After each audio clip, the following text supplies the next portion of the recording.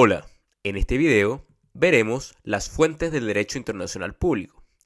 Y para comenzar, hablaremos qué debemos entender por derecho internacional público. Hay diferentes definiciones sobre derecho internacional público.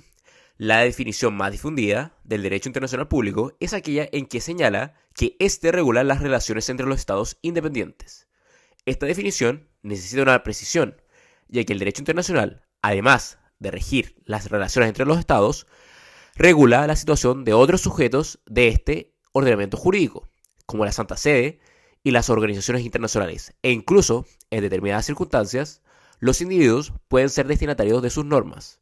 Esta definición, que hemos dicho, pone acento en los sujetos obligados. Otra definición de derecho internacional público es una que intente delimitar su objeto regulado, es decir, que delimite su ámbito de actividades.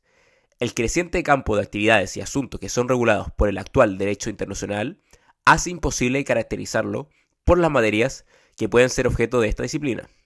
Hay una gran variedad de materias que pueden ser objeto de derecho internacional público, como materias ambientales, económicas, sociales, laborales, de salubridad, etc.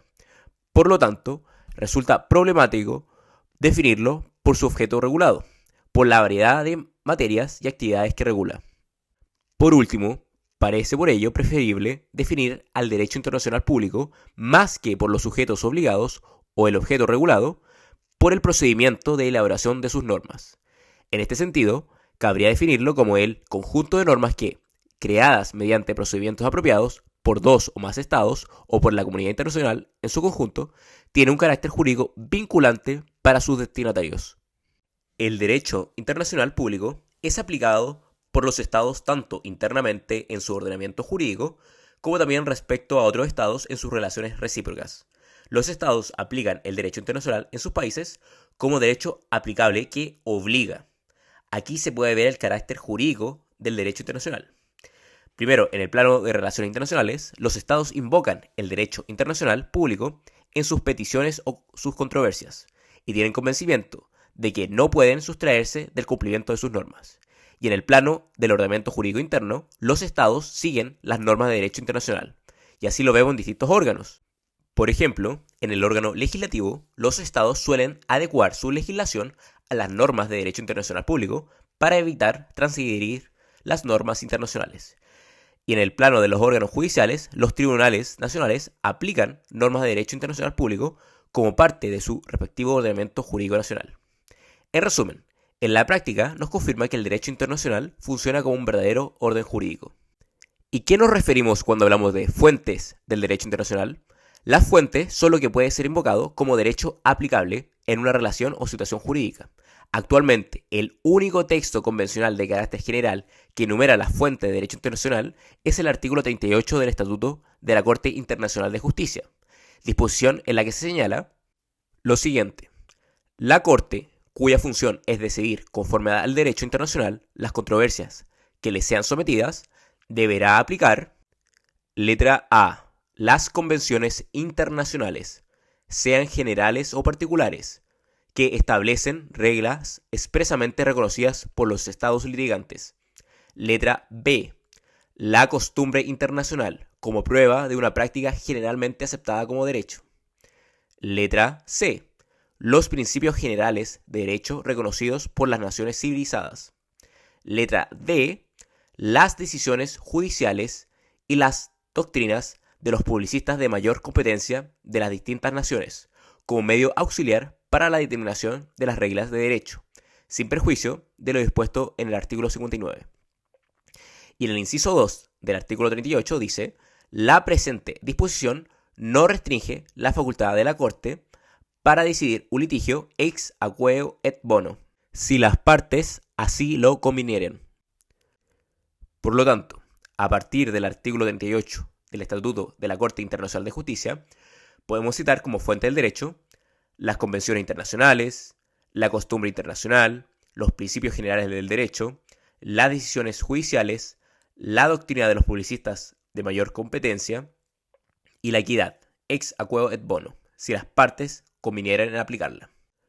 Además de las fuentes mencionadas por el artículo 38 del Estatuto de la Corte Internacional de Justicia, deberán añadirse determinados actos unilaterales de los estados y ciertas resoluciones de algunas organizaciones internacionales.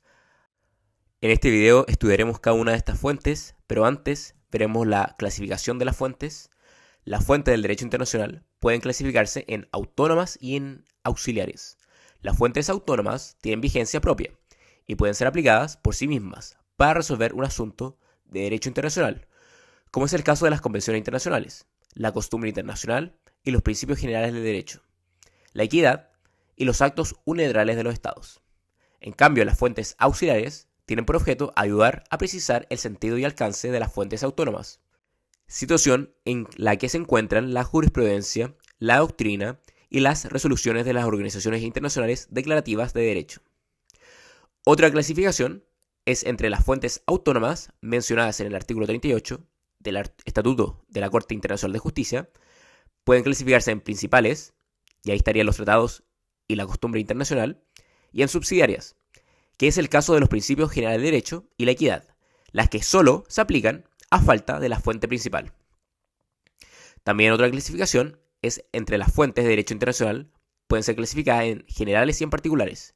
Según ellas son aplicables a la generalidad de los estados que la componen, la comunidad internacional, o solo a un número limitado de ellos. Las fuentes generales comprenden las convenciones generales, la costumbre general y los principios generales de derecho. La jurisprudencia, en cuanto a la decisión judicial, contenga consideraciones que puedan tener una aplicación general. La doctrina y las resoluciones generales de las organizaciones internacionales. En cambio, las fuentes particulares abarcan los tratados particulares, las costumbres regionales o locales, el acto jurisdiccional del tribunal, el cual pasa a ser obligatorio únicamente para las partes litigantes, también las resoluciones internacionales que se refieren a determinados estados y los actos unilaterales, los que siempre tendrán el carácter de fuente de derecho únicamente para los estados que lo han formulado. Ahora veremos la jerarquía de estas distintas fuentes. El artículo 38 del Estatuto de la Corte Internacional de Justicia establece un orden jerárquico de las fuentes de derecho internacional, contemplada en dicha disposición. Por lo tanto, el orden del artículo 38 de las distintas fuentes es importante porque es un orden de prelación. De acuerdo a este orden, la Corte, en primer lugar, deberá aplicar las convenciones generales o particulares de las que sean parte los estados litigantes. Por lo tanto, la primera fuente está constituida por los tratados. A falta de estos, se aplica la costumbre internacional, en el caso de que exista una norma constitucionaria que permita resolver la controversia. Y, por último, de no mediar un tratado o una costumbre, se deberá recurrir a los principios generales de derecho reconocidos por las diferentes naciones. Las otras fuentes mencionadas por el citado artículo 38, las decisiones judiciales y la doctrina, al asignarles la función de medio auxiliar para la determinación de la regla de derecho, no tienen por sí solas un valor propio, ni siquiera subsidiario con respecto de las fuentes autónomas. En todo caso, por regla general, los tratados priman sobre la costumbre, y esta respecto de los principios generales de derecho, los cuales solo poseen un valor de fuente subsidiaria del derecho internacional. Sin embargo, hay veces en que no resulta posible la aplicación rígida e inflexible de tal orden jerárquico. Ello sucede especialmente con aquellas costumbres y aún con ciertos principios generales de derecho que expresan una norma imperativa de derecho internacional, las que pueden llegar a primar sobre un tratado e incluso dejarlo sin efecto. Esto, lo que hemos dicho, es un caso excepcional. Por ejemplo, imaginemos el caso en que dos estados tengan un tratado en que regulen el comercio entre esclavos. Tal tratado sería inválido acorde al principio de derecho internacional, por lo tanto sería dejado sin efecto. Y si nos preguntamos ahora, ¿cuál es el valor de los actos unilaterales de los estados y de las resoluciones de las organizaciones internacionales? ¿Cuál sería el valor jerárquico de estas, ya que no son nombradas por el artículo 38? Respecto al valor jerárquico de las fuentes que no se encuentran mencionadas por el artículo 38, esto es, los actos unilaterales de los estados y de las resoluciones de las organizaciones internacionales, puede señalarse que, a este respecto, que los actos unilaterales, al ser una expresión formal del consentimiento del Estado tienen para este un valor similar al del tratado en el caso de que el Estado no haya comprometido su voluntad mediante otro tratado. En lo que concierne a las resoluciones de las organizaciones internacionales, deberá distinguirse si ellas son obligatorias para los Estados en virtud de que así lo ha dispuesto un tratado constitutivo de la organización internacional, o si la resolución tiene por objeto declarar la existencia o vigencia de un derecho. En el primer caso, la fuente propiamente tal es el propio tratado, con lo cual el valor de la resolución será el de este. Y en el segundo caso, en la medida en que la resolución exprese una norma constitucional o un principio general de derecho, su valor será el de estas fuentes.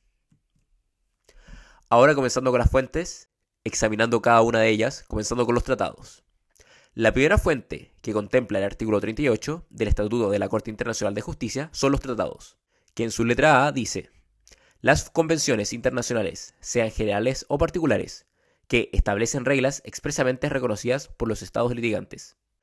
La importancia de los tratados en el derecho internacional es evidente, dada la falta de un órgano centralizado dotado de poderes legislativos, con lo cual esa función ha debido tener que ser suplida por el acuerdo de voluntades de los propios destinatarios de la norma jurídica. ¿Y qué podemos entender como tratados? Hay un concepto de tratado en la Convención de Viena de 1969 sobre el derecho de los tratados. En su artículo 2, letra A, define al tratado como un acuerdo internacional celebrado por escrito entre estados y regido por el derecho internacional, ya conste en un instrumento único o en dos o más instrumentos conexos y cualquiera que sea su denominación particular. Del concepto formulado puede desprenderse que los elementos esenciales de los tratados son: primero, que sea un acuerdo de voluntades; segundo, que todas las partes que intervienen en él sean sujetos de derecho internacional; tercero, que se celebre por escrito; y cuarto, que sea regido por el derecho internacional. También me gustaría hacer un pequeño comentario. Debe señalarse que la Convención de Viena de 1969 se refiere únicamente a los tratados celebrados entre estados, por lo que ella no es aplicable a aquellos acuerdos internacionales en que sean partes otros sujetos de derecho internacional, diferente a los estados, como es el caso de los tratados celebrados por un estado con una organización internacional o entre dos organizaciones internacionales. Este vacío se llenó posteriormente en 1986 con la Convención de Viena sobre el derecho de los tratados entre estados y organizaciones internacionales o entre organizaciones internacionales. Por eso, cuando hicimos mención a los elementos esenciales de los tratados, habíamos puesto que todas las partes que intervienen en él sean sujetos de derecho internacional. O sea, estamos haciendo referencia a que pueden ser tanto los estados como organizaciones internacionales.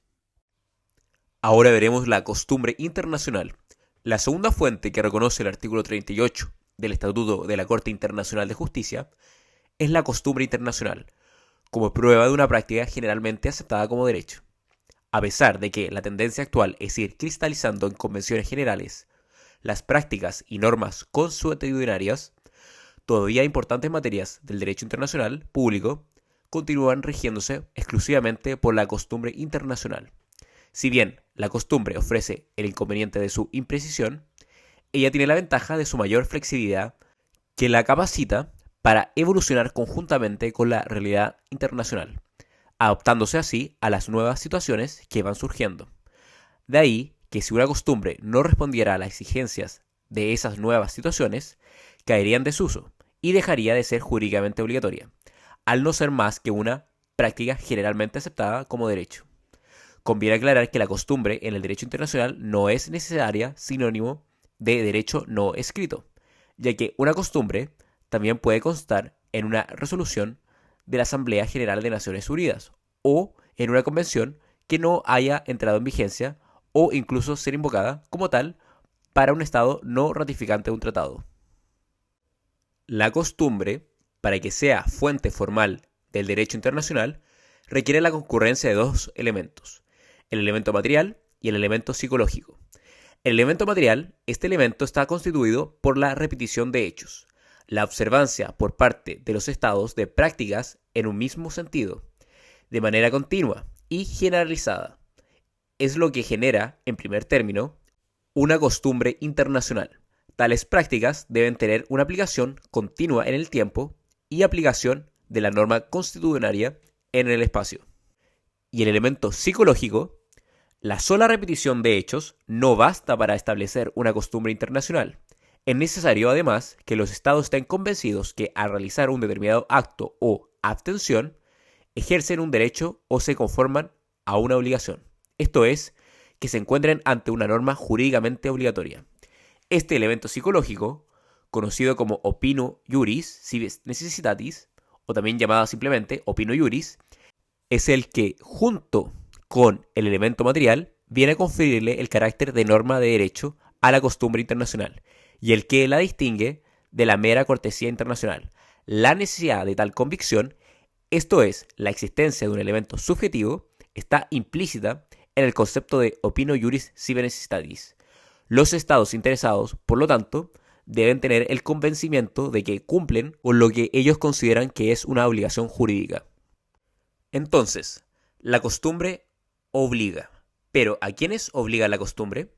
Debe señalarse que no es necesario que los estados hayan manifestado expresamente su reconocimiento o conformidad con la norma consuetudinaria, siendo suficiente, como lo ha expresado la Corte Internacional de Justicia, que los estados adecúen su conducta de una manera general a la existencia de esa regla consuetudinaria y que los estados traten los comportamientos que no se ajusten a la regla en cuestión como una violación a esta y no como una expresión de reconocimiento como una regla consuetudinaria.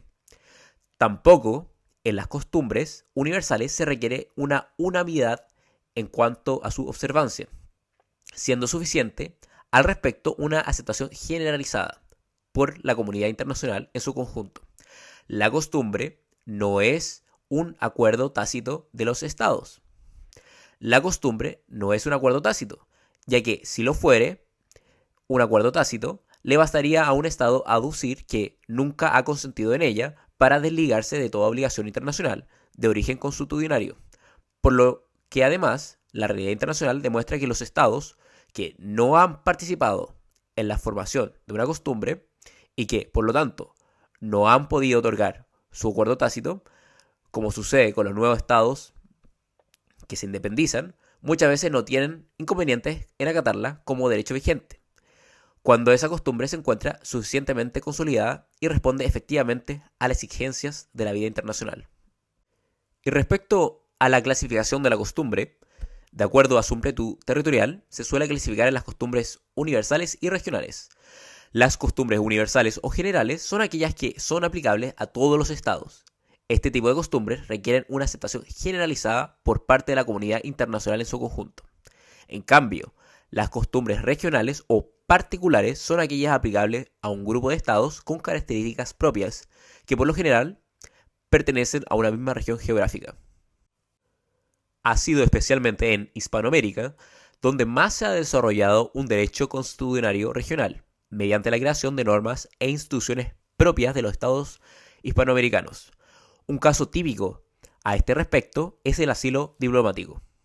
Se ha discutido si es posible la existencia de una costumbre limitada solo a 2 estados. Pareciera que no existen inconvenientes en aceptar tales costumbres bilaterales, cuando ellas reúnan los elementos constitutivos propios de toda costumbre. Y aquí me gustaría citar un caso internacional entre Portugal y la India, sobre el derecho de paso respecto a los enclaves que tenía Portugal en la India. Se objeta por parte de la India que ninguna costumbre local puede establecerse entre solo 2 estados. Es difícil ver por qué el número de estados entre los que se puede establecer una costumbre local sobre la base de una práctica prolongada deba necesariamente ser mayor a 2. La Corte determinó en su fallo que no ve razón para que una práctica continua y aceptada entre 2 estados como reguladora de sus relaciones no pueda ser la base de derechos y obligaciones entre 2 estados. Ahora hablaremos de cómo se forma la costumbre, cómo se forma esta norma constitucionaria. La costumbre se forma por los precedentes sentados por los actos de los órganos estatales e interestatales que tienen injerencia en las relaciones internacionales. Los actos estatales que pueden contribuir a formar una costumbre pueden provenir tanto de los órganos ejecutivos, legislativos o judiciales de un Estado. También, una costumbre puede originarse por las leyes concordantes de diversos estados. Así, por ejemplo, la norma hoy consagrada en la Convención sobre el Derecho al Mar, según la cual el Estado ribereño tiene derecho a extender su jurisdicción marítima hasta 200 millas marinas. Comenzó a formarse como una norma constitucionaria mediante la promulgación de leyes nacionales similares de varios países hispanoamericanos. Nada obsta a que un tratado llegue a ser constitutivo de una costumbre. De este modo, el tratado regirá como derecho convencional para los estados que son parte de él y como derecho constitucionario para quienes no lo son. Esta posibilidad ha sido prevista por el artículo 38 de la Convención de Viena sobre el derecho de los tratados, el cual admite que una norma enunciada en un tratado llegue a ser obligatoria para un tercer estado como una norma constitucionaria de derecho internacional reconocida como tal. También puede ser constitutivo de costumbre las resoluciones de los órganos internacionales y las decisiones judiciales de los tribunales internacionales, que también pueden sentar una costumbre internacional. Y respecto a la prueba de la costumbre, la exigencia de la norma constitucionaria se demuestra por la efectiva concurrencia de sus elementos constitutivos, el material y el psicológico. En el elemento material será necesario demostrar la existencia de precedentes suficientes de aquellos estudiados en el proceso de formación de la costumbre que evidencian que la norma constitucionaria responde a una práctica generalmente aceptada como derecho. Y el elemento psicológico, dada su subjetividad, es de más difícil demostración.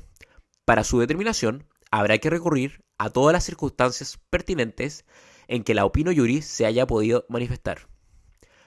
Particularmente, la parte que invoca una norma constitucionaria deberá demostrar que la otra parte, mediante sus actos o abstenciones, ha manifestado su aquiescencia con respecto a dicha norma.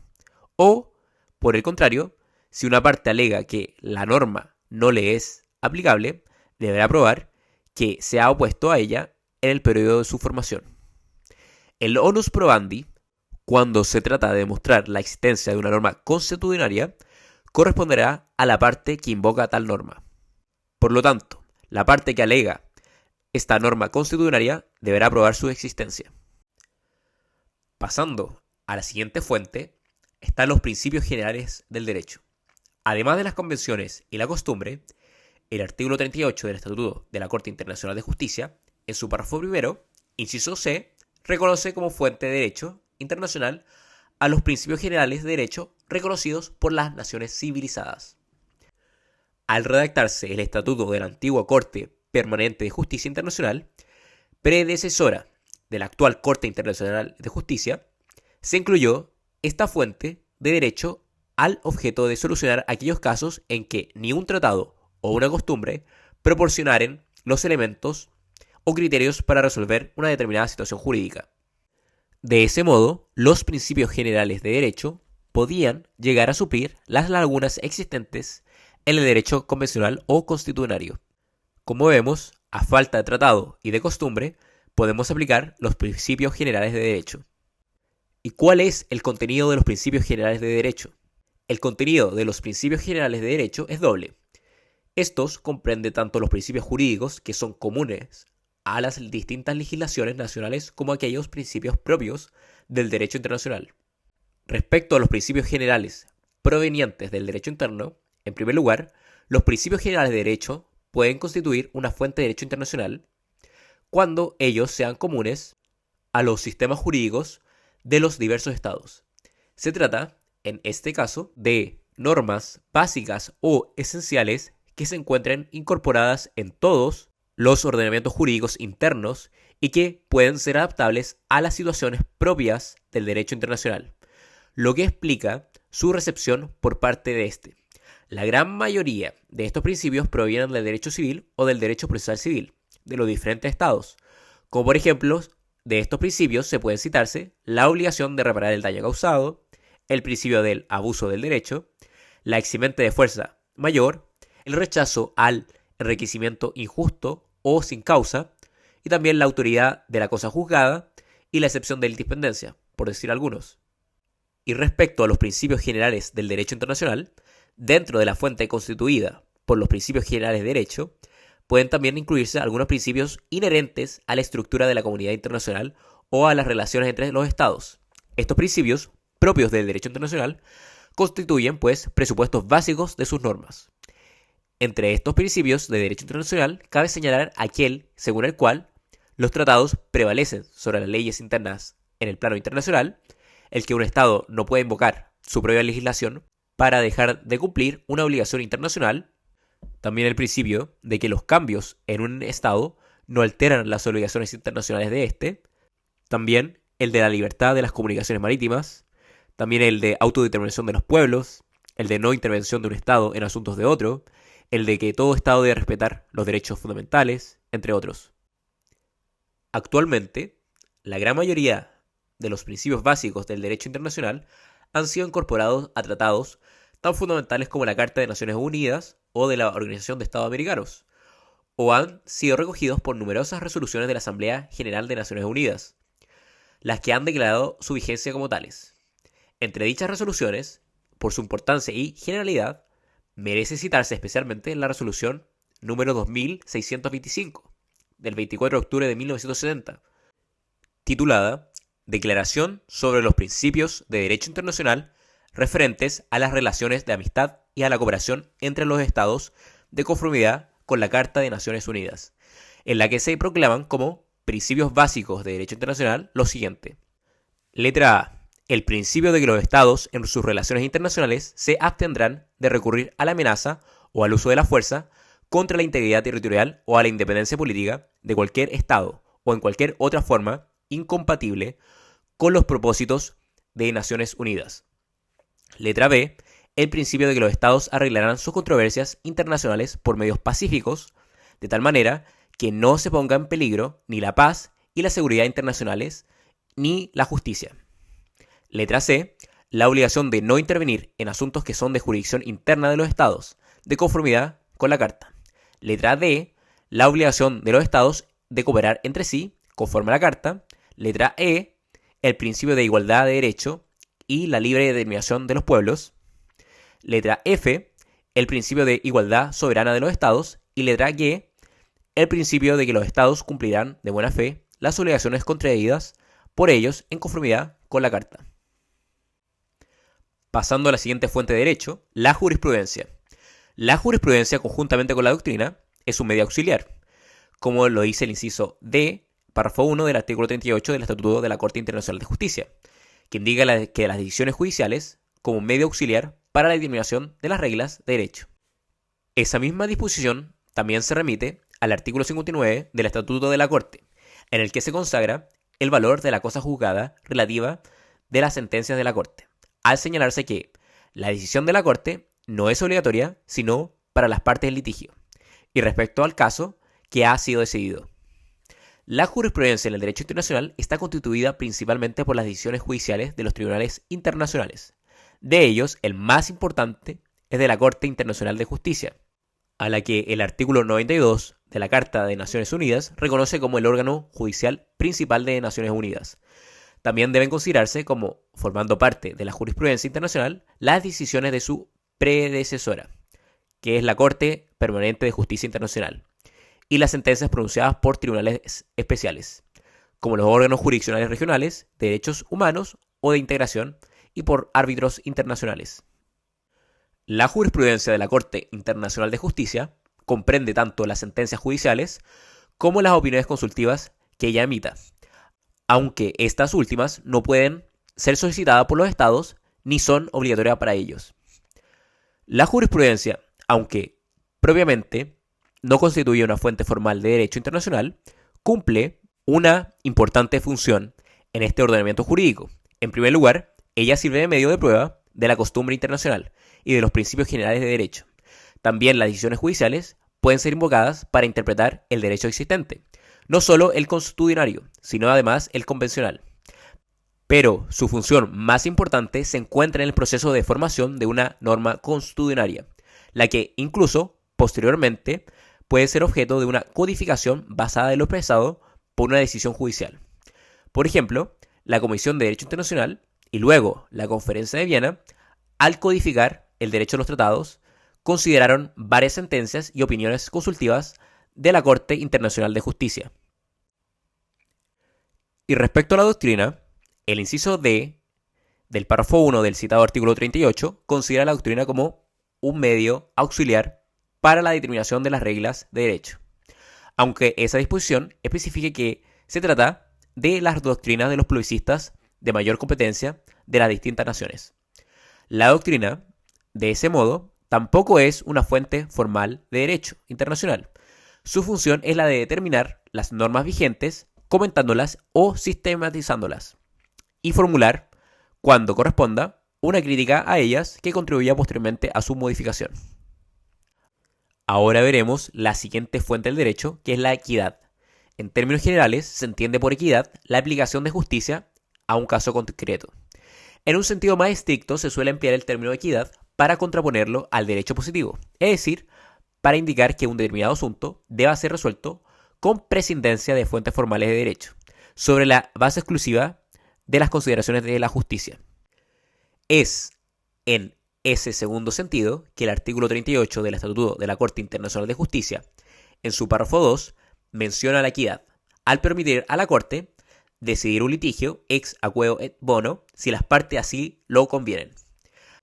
Para el artículo 38 del Estatuto de la Corte, la equidad corresponde a un concepto extrajurídico, toda vez que, después de señalar en el párrafo primero que la Corte decide conforme al derecho internacional, deja confiada en el párrafo siguiente la aplicación de la equidad únicamente al consentimiento de las partes litigantes. Hasta ahora, ni la actual Corte ni su predecesora, que es la Corte Permanente de Justicia Internacional, han tenido oportunidad de decidir un litigio ex aequo et bono, en virtud de un pedido de las partes. Si bien la equidad no puede ser aplicada para derogar el derecho positivo vigente, salvo que las partes expresamente lo soliciten, ella puede servir para atenuar el derecho positivo cuando su estricta aplicación resulta demasiado rigurosa. O más frecuentemente, la equidad puede ser utilizada para suplir la falta de una norma jurídica en el caso que el derecho aplicable sea insuficiente o existan lagunas jurídicas respecto del asunto objeto del litigio. En este último sentido, la equidad, al igual que los principios generales de derecho, viene a constituir una fuente subsidiaria del derecho internacional. Ahora hablaremos sobre la siguiente fuente de derecho internacional, las resoluciones de las organizaciones internacionales como fuente de derecho. Como fuente de derecho internacional, las resoluciones de las organizaciones internacionales requieren de una mayor precisión. Está la proliferación de dichas organizaciones y cada una de ellas, dotada de poderes disímiles y tan variados como desiguales sus actos formales de expresión, que resulta prácticamente imposible señalar de una manera unívoca no solo el valor jurídico de las resoluciones internacionales, sino incluso su concepto mismo. Sin embargo, prescindiendo de aquellas resoluciones que carecen de efectos vinculatorios y que por ende no son fuente de derecho, pueden señalarse básicamente dos tipos de resoluciones: las que obligan a los estados en virtud de un poder conferido a la organización internacional por su tratado constitutivo y aquellas que declaran la vigencia o existencia de una norma jurídica. Naturalmente, este esquema no agota el tratamiento de todas las resoluciones susceptibles de ser dictadas por una organización internacional, pero al menos permite una adecuada sistematización de aquellas resoluciones más importantes que pueden ser fuentes de derecho internacional. Y vamos a comenzar con el primer tipo de resoluciones, las resoluciones dictadas por organizaciones internacionales en virtud de los poderes conferidos por su tratado constitutivo. Esta clase de resoluciones surge precisamente debido al que el tratado constitutivo de la organización le ha conferido a esta el poder para dictar resoluciones vinculantes. Por ello, es el tratado mismo el que viene a ser, en este caso, la fuente del derecho. Y aquí podemos citar algunos ejemplos. Por ejemplo, la Organización Mundial de la Salud puede promulgar reglamentaciones sanitarias, las que pasan a ser obligatorias para los Estados miembros, salvo para aquellos que se opongan dentro de un determinado periodo. Y también aquellas resoluciones adoptadas dentro del marco de la Unión Europea, las que constituyen los ejemplos más importantes en cuanto a los poderes de una organización internacional para dictar normas obligatorias para los Estados miembros, y también ciertas resoluciones dictadas por el Mercosur y la Comunidad Andina de Naciones. Ahora me gustaría hacer mención del caso de las resoluciones del Consejo de Seguridad de las Naciones Unidas. Una especial situación reviste en las resoluciones del Consejo de Seguridad, las que, de acuerdo al artículo 25 de la Carta de Naciones Unidas, son obligatorias para todos los miembros de la organización.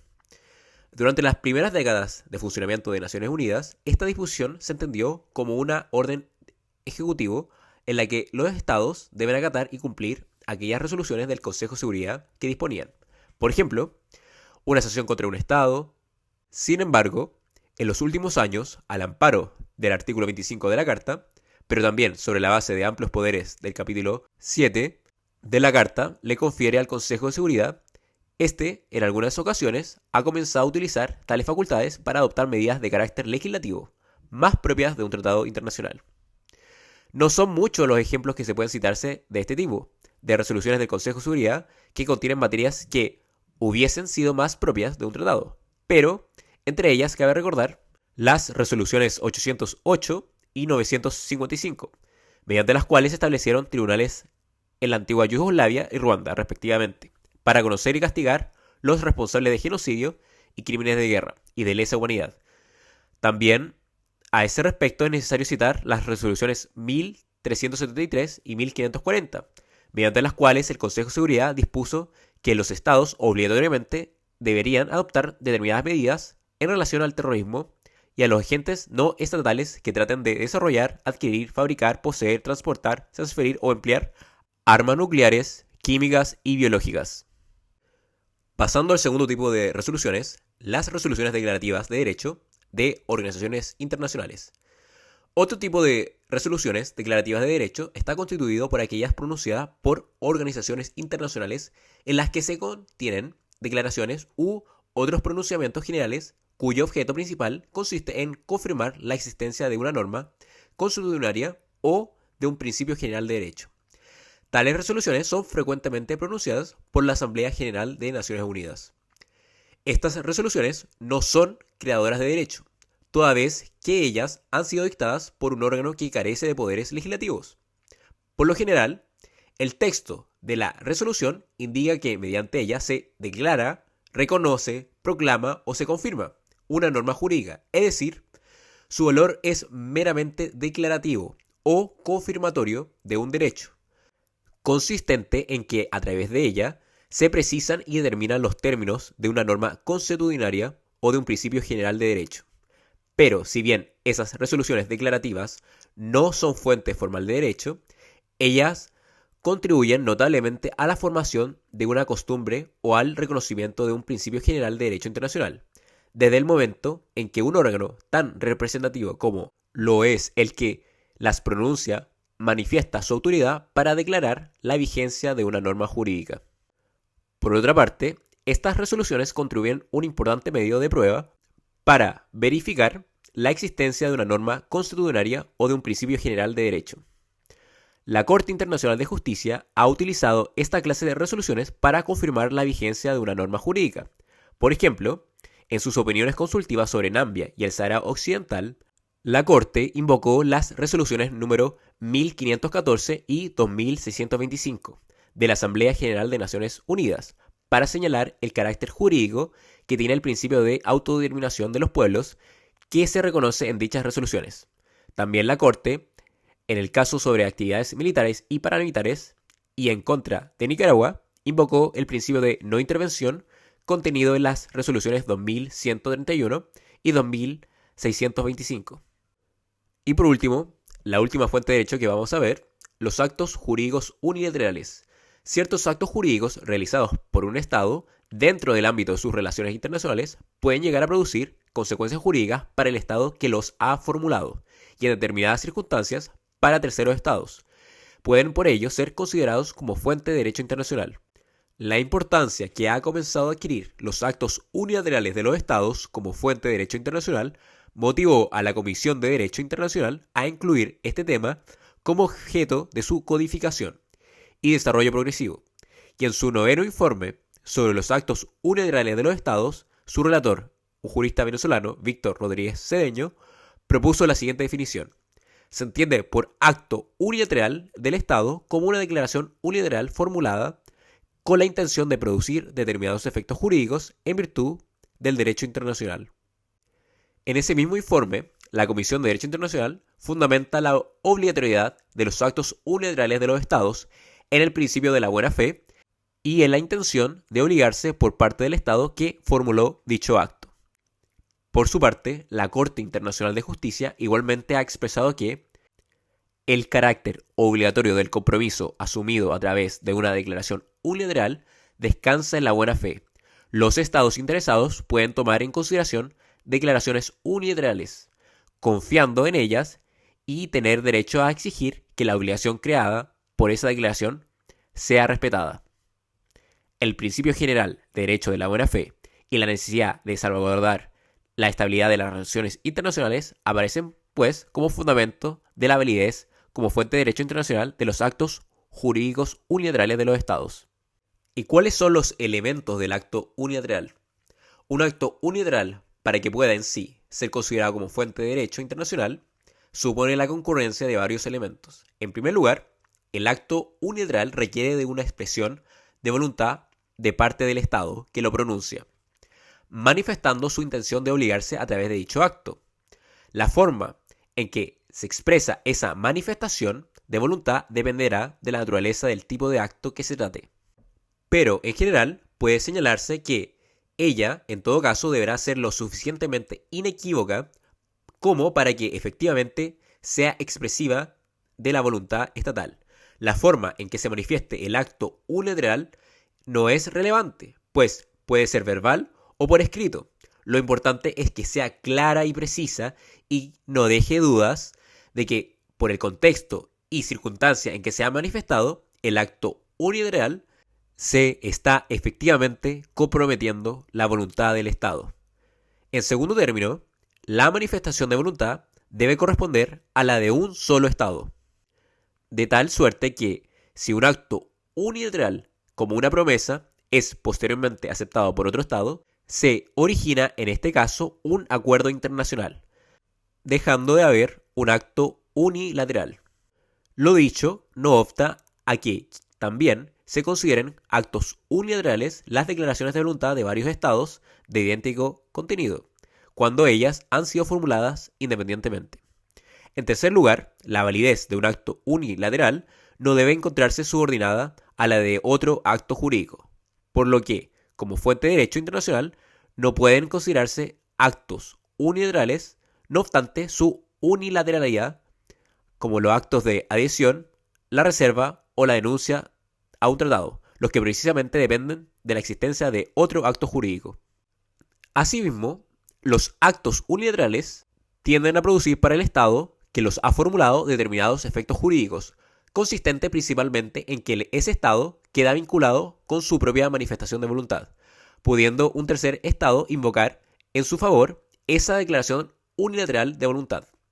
A este respecto, la Corte Internacional de Justicia declaró en el asunto de los ensayos nucleares entre Australia y Nueva Zelanda, por una parte, y Francia, por otra, que es bien aceptado que las declaraciones hechas por la vía de actos unilaterales respecto a situaciones de hecho o de derecho pueden tener el efecto de crear obligaciones jurídicas. Declaraciones de esta clase pueden ser, y frecuentemente son, muy específicas, cuando es la intención del Estado que hace esa declaración que ella deba ser obligatoria de acuerdo a sus términos. Dicha intención le confiere a la declaración el carácter de una obligación jurídica, debiendo entonces el Estado obligatoriamente adoptar una conducta compatible con la declaración. Respecto a la capacidad para formular actos unilaterales en nombre del Estado, siendo el acto unilateral una expresión de voluntad del Estado mediante la cual se contrae una obligación internacional, tal voluntad debe ser otorgada por el órgano competente del Estado para poder comprometerlo. La jurisprudencia internacional y la doctrina prevaleciente han limitado esa capacidad a los más altos funcionarios del Estado, como lo son los jefes de Estado, el jefe de gobierno y el ministro de Relaciones Exteriores. Ahora citaremos algunos ejemplos. En el asunto del Estatuto Jurídico de Groenlandia Oriental, la antigua Corte Permanente de Justicia Internacional, refiriéndose a la declaración formulada por el ministro de Relaciones Exteriores de Noruega, el señor Ilen, de que su gobierno no se opondría al arreglo de ese asunto con Dinamarca, manifestó que está fuera de toda duda que una respuesta extendida por el ministro de Relaciones Exteriores en nombre de un gobierno a petición del representante diplomático de un Estado extranjero en relación a un asunto de su competencia es obligatoria para el Estado al cual pertenece el ministro. Del mismo modo, la Corte Internacional de Justicia, en el citado asunto de ensayos nucleares, que habíamos visto anteriormente, consideró que las declaraciones públicas formuladas por el presidente de la República Francesa, en la que expresaba Erga Gómez que su país se abstendría de continuar realizando ensayos nucleares en la atmósfera, implicaban una obligación jurídica que Francia había asumido hacia la comunidad internacional. En este caso, Francia realizaba tests nucleares en el Pacífico Sur y eso afectaba a Australia y Nueva Zelanda, que fueron a la Corte Internacional de Justicia y falló a favor de ellos, ya que Francia había realizado un acto unilateral que lo obligaba a no realizar tests nucleares. La Comisión de Derecho Internacional, en su noveno informe de 2006, sobre los actos unilaterales de los estados, ha señalado que en virtud de sus funciones se debe considerar que el jefe de Estado, el jefe de gobierno y el ministro de Relaciones Exteriores representan a un Estado y tienen la capacidad para formular actos unilaterales en su nombre. En cambio, en dicho proyecto se sostiene que un acto unilateral formulado por una persona no autorizada o habilitada para ello puede ser declarado nulo, aunque también se deja a salvo la posibilidad de que el Estado del que emana dicho acto lo pueda confirmar en forma expresa o mediante actos concluyentes de los que se deduzca claramente dicha confirmación. Ahora veremos los principales actos jurídicos unilaterales que son el reconocimiento, la protesta, la notificación, la promesa y la renuncia. Comenzando con el reconocimiento, es el acto mediante el cual un Estado constata y acepta la existencia de un hecho, una situación o una pretensión de relevancia internacional. El reconocimiento, por lo tanto, se refiere a la existencia de hechos como el nacimiento de un nuevo Estado o el cambio de gobierno o a situaciones como la beligerancia o una guerra civil al interior de un Estado, o a las pretensiones de un Estado, como puede ser sus derechos respecto a un determinado espacio geográfico o a su participación en una organización internacional. La protesta es el acto mediante el cual un Estado manifiesta su voluntad de no admitir o reconocer la legitimidad de un hecho, una situación o una pretensión. La protesta, pues, constituye la contrapartida del reconocimiento. Su importancia reside en que si ella no se formula, podría, en ese caso, el silencio de un Estado interpretarse como aceptación o reconocimiento de un hecho, situación o pretensión. De ahí que los Estados frecuentemente utilicen la protesta para salvaguardar sus derechos. La notificación es el acto mediante el cual un Estado comunica oficialmente a otro u otros Estados un hecho, una situación o una pretensión de la que pueden derivarse efectos jurídicos. La notificación en principio es facultativa, sin embargo hay casos en que ella se exige con carácter obligatorio, como sucede con el artículo 7 del Tratado Antártico, que impone la obligación de notificar las expediciones que se envían al continente antártico. La promesa es el acto mediante el cual un Estado queda vinculado con los términos con que ha formulado un determinado ofrecimiento. Su carácter es de acto unilateral. Puede a veces ser difícil de precisar, ya que por lo general la promesa está destinada a que sea aceptada por otro Estado, y de este modo se convierta en un acto convencional. Por eso, para que la promesa conserve su unilateralidad, se requiere que sea ella formulada en términos generales y no sea seguida de la aceptación de su beneficiario. Y por último, la renuncia es el acto mediante el cual un Estado abandona voluntariamente un derecho o una expectativa de derecho, produciendo su extinción. Por la gravedad que ella reviste, la renuncia nunca se presume.